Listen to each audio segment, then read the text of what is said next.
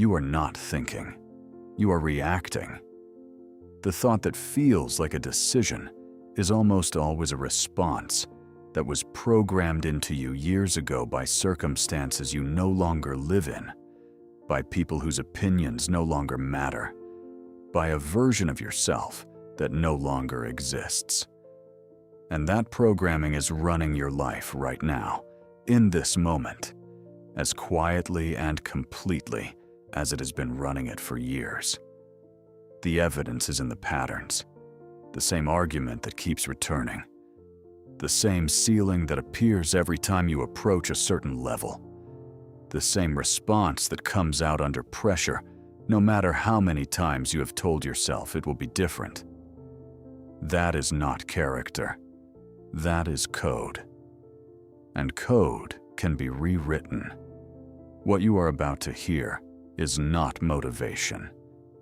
Motivation changes how you feel for 72 hours and then evaporates. What you are about to hear is architecture. 7 laws that the Stoic philosophers developed over 5 centuries, that modern neuroscience has independently confirmed, and that the most mentally formidable men in history applied not to feel better, but to become structurally different. That is what rewiring actually means. Not a new feeling, a new operating system. The brain you have right now isn't fixed. This is one of the most important findings in modern neuroscience and one of the least internalized. Dr. Michael Merzenich at the University of California, San Francisco, spent 40 years mapping neuroplasticity, the brain's capacity to physically restructure itself in response to repeated experience. His research demonstrated that the brain does not stop changing at any age. It changes in response to what you repeatedly think, repeatedly feel, and repeatedly do. The architecture of your mind is not a given. It is a product, and you have been producing it every day of your life, mostly without knowing it. The Stoics understood this without the neuroscience. Epictetus wrote that men are disturbed not by things, but by the opinions they hold about things. Marcus Aurelius wrote that the quality of your life is the quality of your thoughts. These were not poetic observations. They were operational instructions. The mind is the instrument. The instrument can be tuned, and a man who does not tune it deliberately will find that it has been tuned by accident, by the worst experiences of his past and the lowest expectations of his environment. Dr. Richard Davidson at the University of Wisconsin-Madison used functional MRI imaging to study how sustained mental practice changes brain structure. His research, conducted over decades with thousands of participants, produced a finding that is still not fully absorbed by mainstream culture. Directed mental training produces measurable, structural changes in the prefrontal cortex, the amygdala, and the anterior cingulate cortex within 8 weeks of consistent practice. 8 weeks. The brain you will have in 2 months is not the brain you have today if you apply what follows with consistency. Consider what this means practically. The man sitting across from you in a negotiation who has been practicing deliberate mental discipline for 8 weeks is operating with a structurally different prefrontal cortex than the one you knew before. His emotional regulation is measurably improved. His ability to hold a position under pressure is measurably stronger. His response to provocation is measurably slower and more considered. This is not self-help language. This is neuroscience. The architecture of the mind is not decoration. It is the determinant of every outcome you produce in every high-stakes situation you will ever face. 7 laws, each one a structural intervention, each one confirmed by both ancient practice and modern science. each one specific enough to apply today and powerful enough to produce changes that are visible to the people around you before you finish the first month. Law 1. Control the interpretation, not the event. In 1955, psychologist Albert Ellis at the Albert Einstein College of Medicine developed what he called rational emotive behavior therapy, the first systematic framework for understanding that events do not cause emotional responses. Interpretations do. The same event, interpreted differently, produces completely different neurological and behavioral outcomes. Ellis documented this across thousands of clinical cases. The man who lost his job and interpreted it as proof of his worthlessness produced a different neurological response than the man who interpreted the same event as information that redirected him.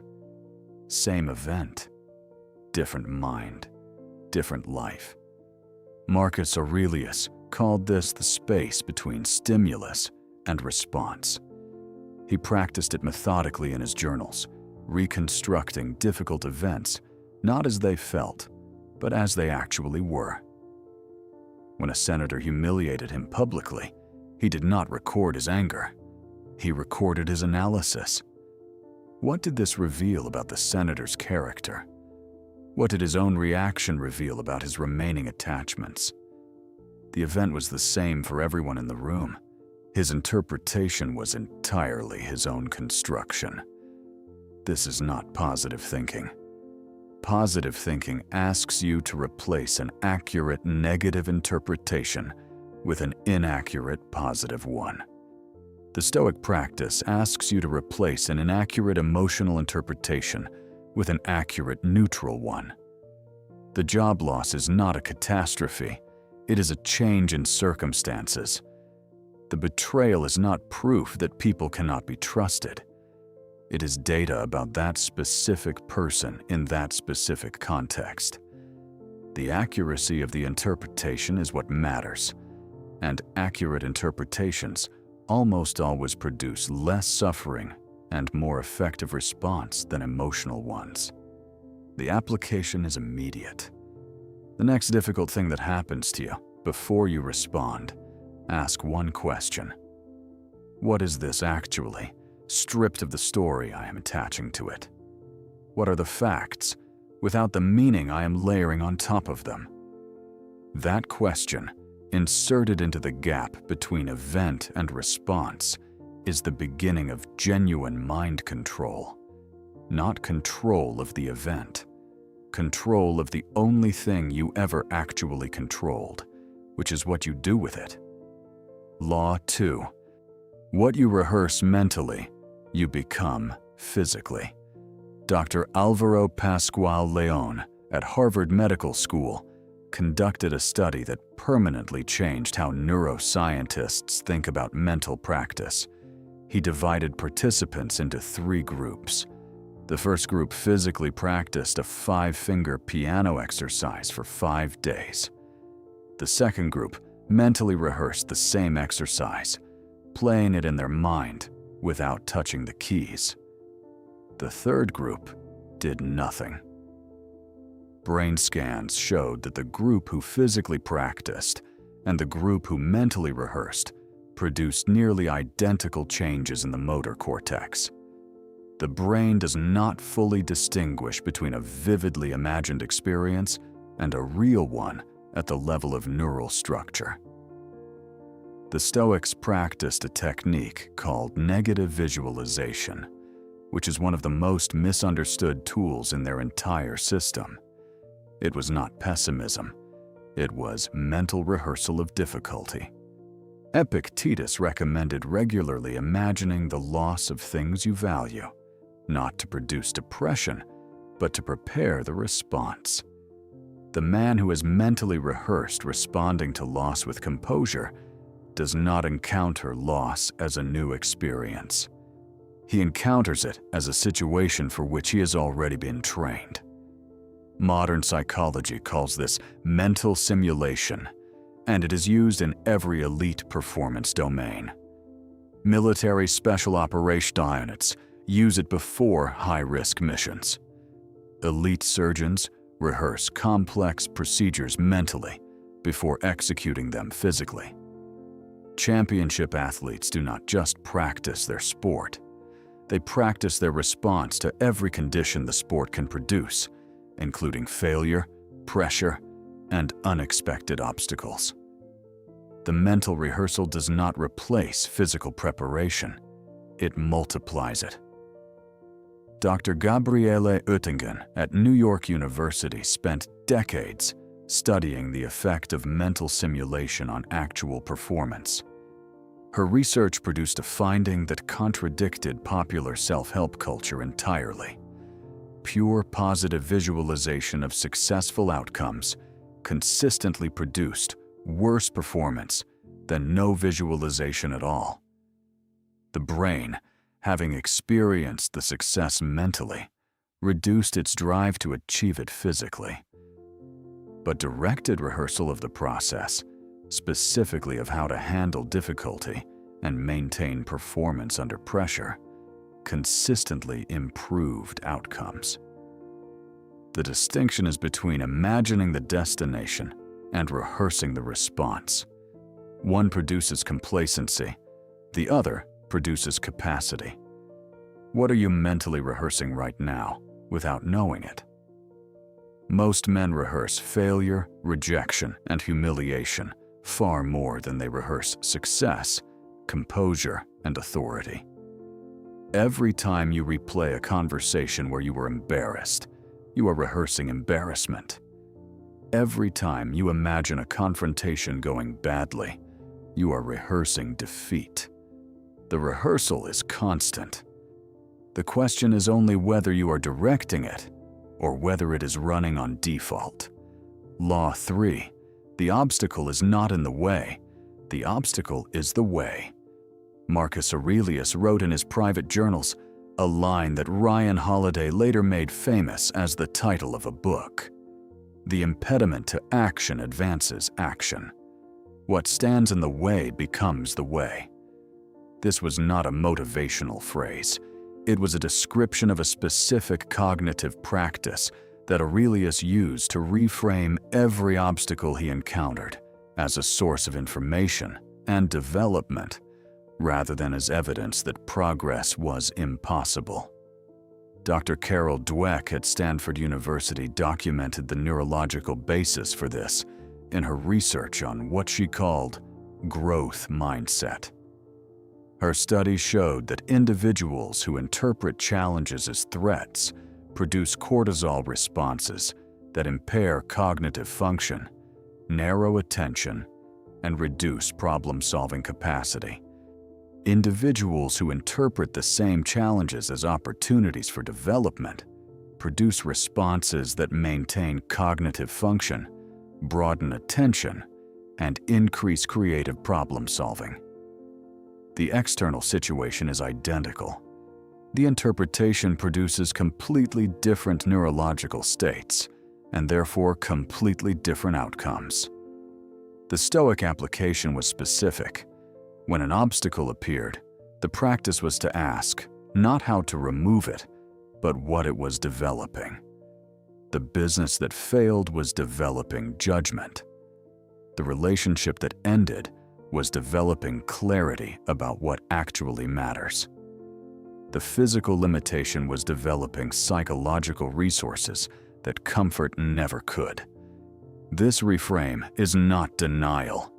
It is a functional orientation toward reality that produces better outcomes than the alternative, while being equally honest about what is happening. The man who has internalized this law does not move slower when obstacles appear. He moves differently. He stops looking for the obstacle to disappear and starts looking for what the obstacle is demanding he become. And that shift from resistance to use is the difference between a man who is stopped by difficulty and a man who is built by it. Law 4. Your body is the first argument you make. Win it. Dr. Antonio Damasio at the University of Southern California, spent decades studying the relationship between body states and cognitive function in his research on what he called the somatic marker hypothesis. His central finding reversed a centuries-old assumption. The body does not follow the mind. The body and mind operate as a continuous loop, each shaping the other in real time. The physical state you maintain does not just reflect your mental state, it produces it. The Stoics understood this with unusual precision for their era.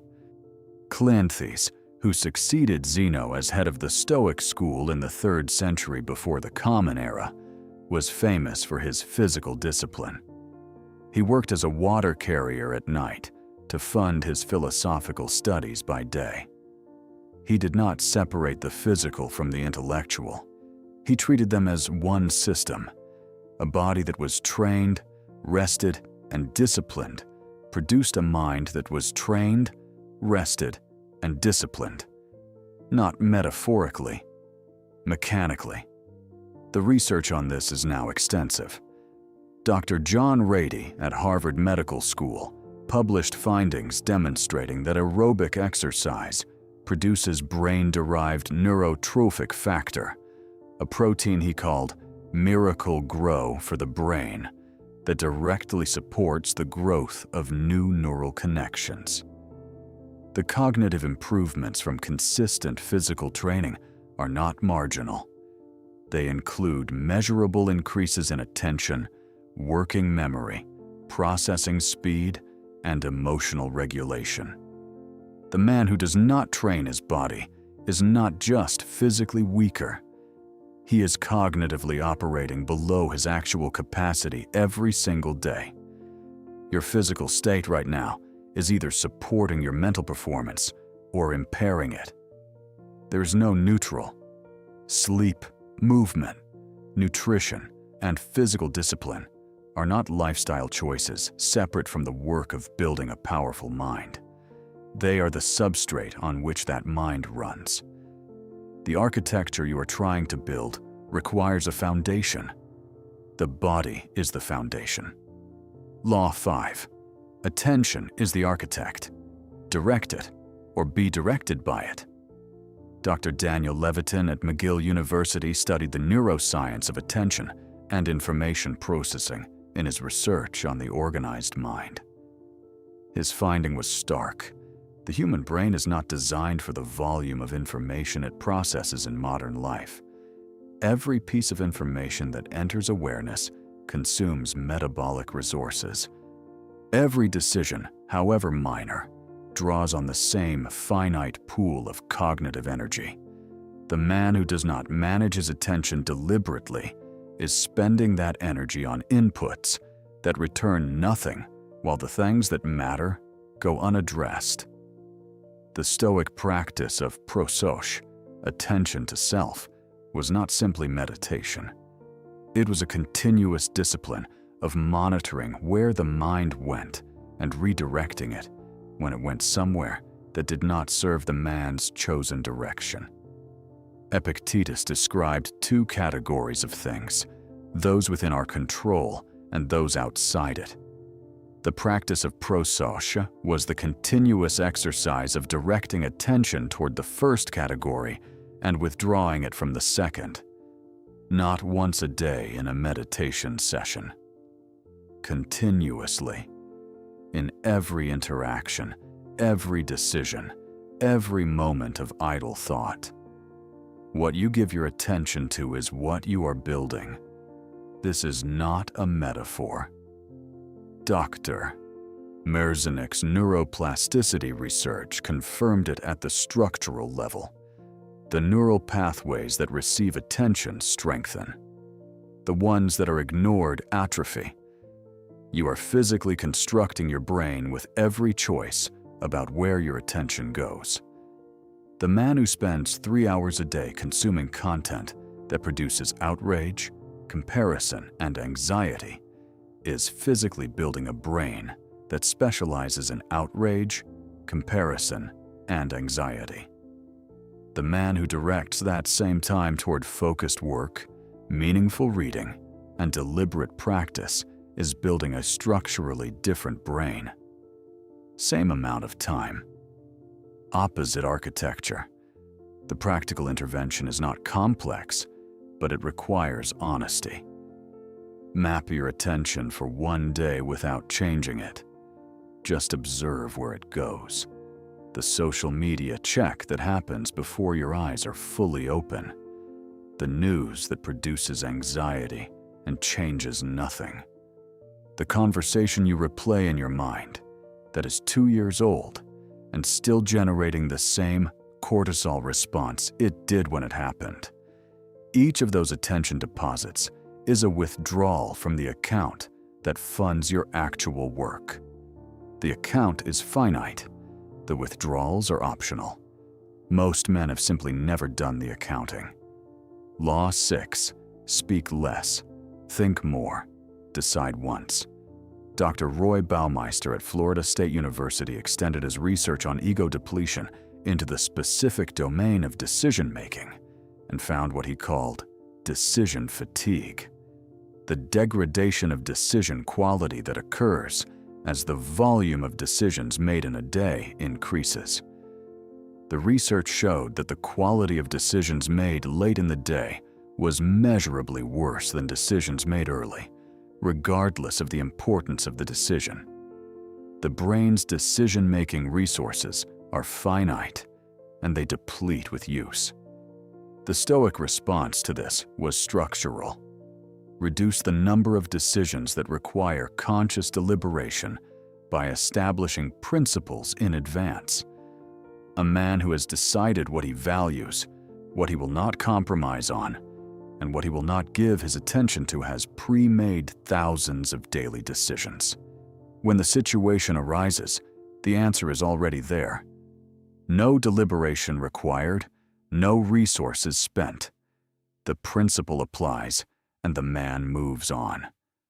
Cato the Elder, Roman statesman and one of the most disciplined minds of the ancient world, was known for a practice his contemporaries found both admirable and bewildering. He made very few decisions per day, not because he was passive, but because he had decided in advance how he would respond to most of what life presented. His principles were not flexible accommodations, they were structural commitments. The result was a man whose cognitive resources were available for the genuinely novel and difficult decisions that his principles could not pre-answer. That clarity of reserve is what made him one of the most effective minds in Roman history. Speak less because most speech is decision-making made public. Think more because thought is the actual work. Decide once because every decision you have to make twice is a failure of prior thinking. Law 7. Build the mind for winter, not for comfort. The final law synthesizes everything that precedes it. The purpose of all the previous laws is not to make your life more comfortable. It is to make you functional under conditions that would break a mind that was built for comfort. The Stoic philosophers were unanimous on this point. The good life is not the easy life. The good life is the life of the man who can meet whatever comes without being broken by it. That capacity is not given. It is built. And it is built by deliberately introducing difficulty into conditions where comfort would be easier. Dr. Kelly McGonigal at Stanford University studied the relationship between stress and performance in her research on what she called the stress response. Her most important finding was not that stress is harmful. It was that stress is harmful only when the person experiencing it believes it is harmful. In individuals who had developed what she called a challenge response to stress, the same physiological activation that produces impairment in others produced enhanced performance.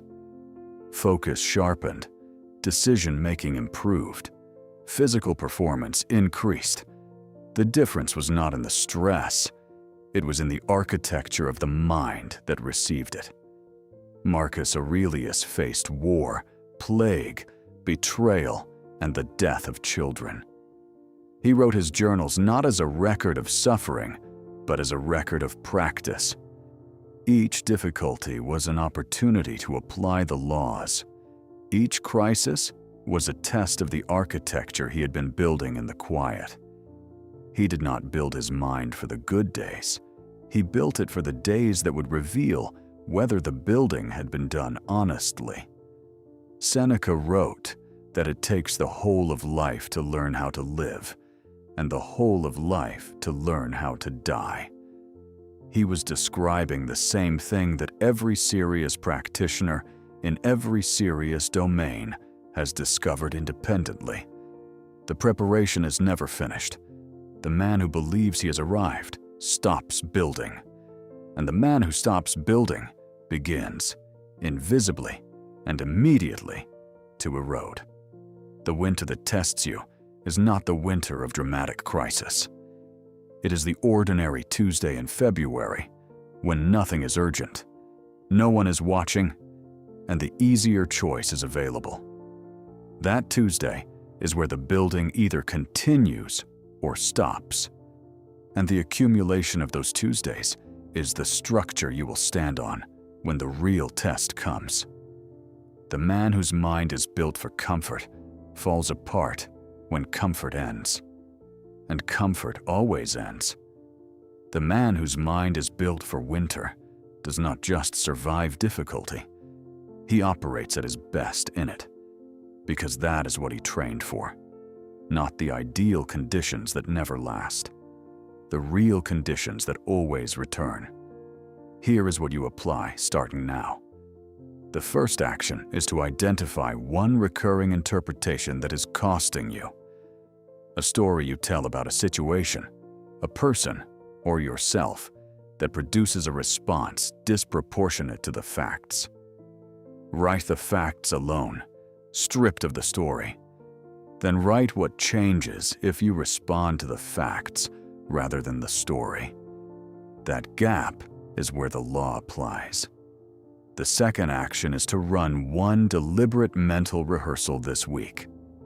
Choose a situation that challenges you, a difficult conversation, a high-pressure decision, a context where you typically underperform.